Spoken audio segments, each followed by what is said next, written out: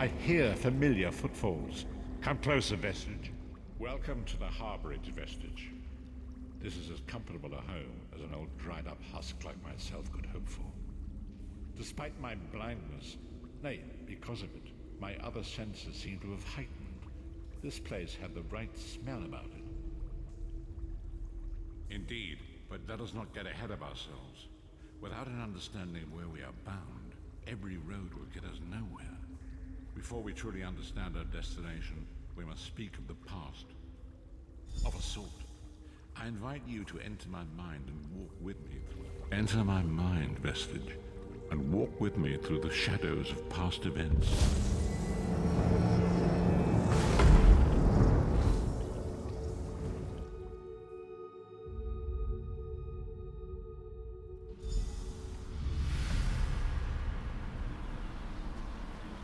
Follow me, Vestige, and learn of the events that precipitated our current crisis.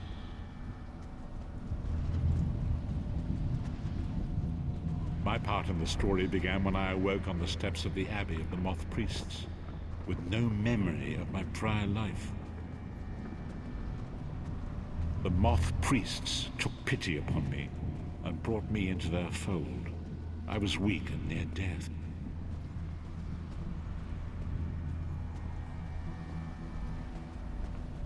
It was there I first set eyes upon the Elder Scrolls and devoted my life to their study.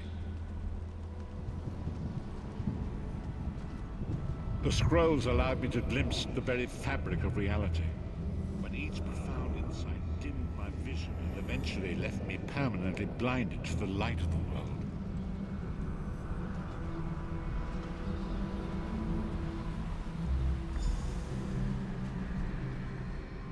The prophecies of the Elder Scrolls are a fluid living thing. They are not fixed. At many points throughout history, the actions of heroic mortals have rewritten them. I only know that you are important, Vestige. The scrolls reveal to me that your destiny is intertwined with that of the Five Companions. The Five Companions were a band of adventurers who sought out an ancient artifact called the Amulet of Kings. They hoped to use this artifact to persuade Akatosh, the dragon god, to accept their leader as one of the Dragonborn. The Dragonborn are mortals destined for greatness, with the blood of the dragons in their veins. It is said only a true Dragonborn can ignite the eternal dragon fires in the Imperial City. Baron Aquilarius, the son of Colovian Duke, who led a rebellion against the Emperor Leovic and took the crown himself. Alas, Baron was not truly a Dragonborn, as those who sit upon the ruby throne must be, in accordance with tradition. You have already heard enough babbling from this old blind fool.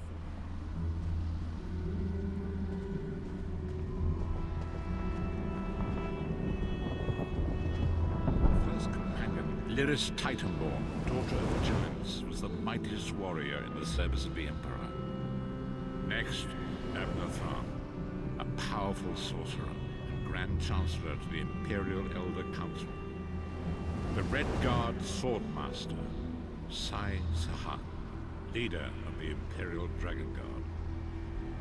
The Imperial Emperor, Baron Aquilarius, who attempted to light the dragon fires and failed. And finally, Manamako, the traitor, the king of worms, a powerful necromancer, and your executioner.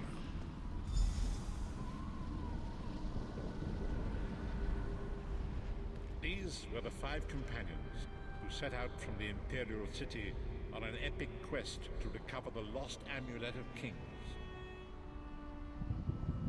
Manamako convinced Varen that the amulet could be used to perform a ritual that would rekindle the dragon fires.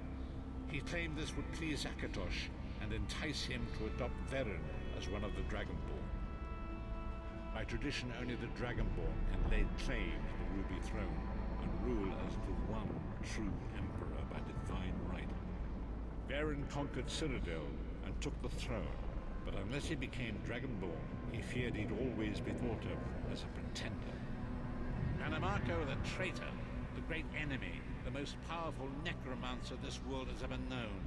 His worm cult infiltrates and corrupts every corner of Tamriel. It was he who convinced Varen to perform the ritual you are about to witness. Disaster, war, and pestilence. A world brought to its knees. Now watch and see how one man's arrogance brought about the greatest threat our world has ever known.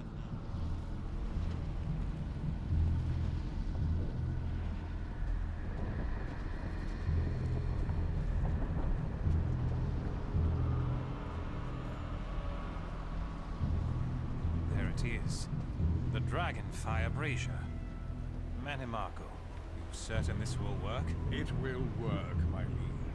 The Amulet of Kings will rekindle the dragon fires and ensure your rightful place as Emperor. You have my word. It better work, Manimarco, or you'll find your neck at the business end of my axe. My lord, I wonder if you'd muzzle your half-giant pet. She really is annoying. Enough, both of you. We are here to ensure my lord's rightful claim to the Ruby Throne. Abner, begin the ritual. I have a destiny to fulfill. By the lighting of the dragon fires, I claim my rightful lineage. By the fires of creation, let me be reborn. By the will of Akatosh, I proclaim myself Dragonborn.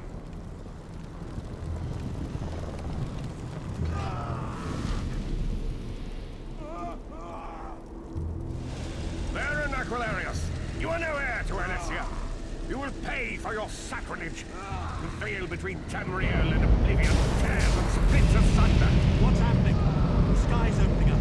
This is bad. This is very bad. This isn't supposed to happen. What's the meaning of this? Manimarco, what have you done? Gullible fools! The veil between Oblivion and this world has been torn. My master, Moloch Baal, is free to claim Tamriel for his own. Akatosh, forgive me! Have mercy on our souls!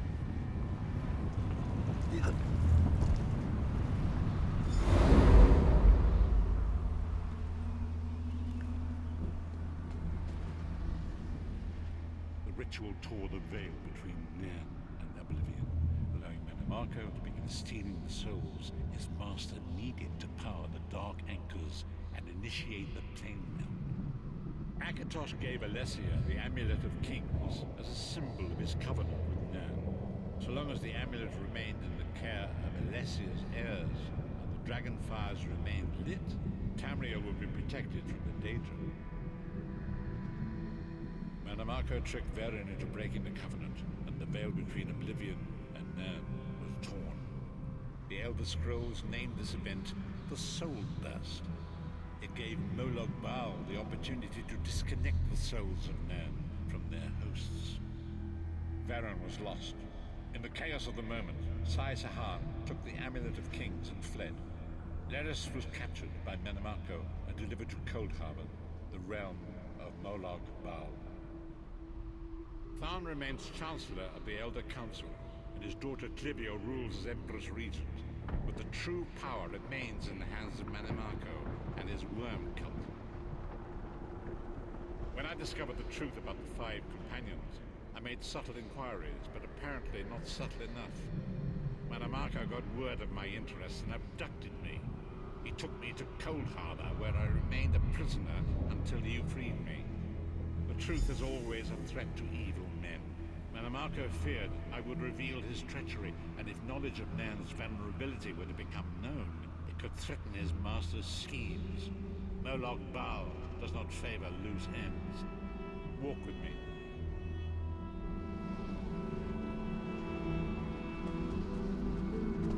Long ago was written, so long as the Amulet of Kings was borne by Alessia's heirs, Tamriel would be protected from the forces of Oblivion. But the Soul Burst tore the veil between worlds and gave Moloch Baal the opportunity he desired. Moloch Baal's dark anchors pierced the torn veil and seemed to draw Nan into the depths of Cold Harbor. His terrible engines of destruction appeared all throughout Tamriel.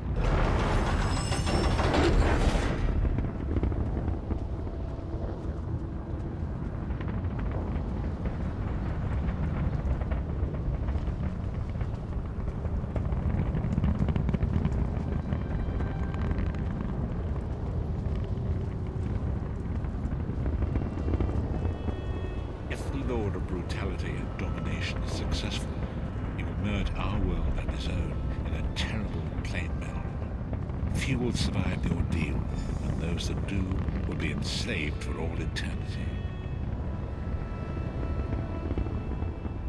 So it falls to us, as you say.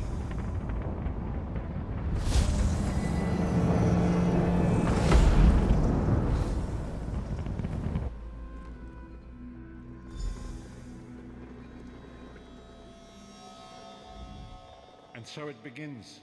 The remainder of the story has yet to be written. It is your story now. And there is so much to do. But know this, you will not walk this path alone. We must grow in strength and in numbers. You will need more than the company of an old blind man to alter the course of history. We must assemble our own group of companions. The first you have already met. Lyris sacrificed her own freedom to allow us to escape. She remains a prisoner in Cold Harbor. I must determine her precise location if we are to mount a rescue. That will take time. Minimarco's agents leave a web of lies and deceit. They pit the races of Tamriel against one another and divert their attention from the real threat. Seek out these agents wherever they can be found and expose their lies. Forgive me. Bringing you to my mind seems to have taken quite a toll on me. I must rest. I will contact you when the time is right. Until then, walk in the light, Mr.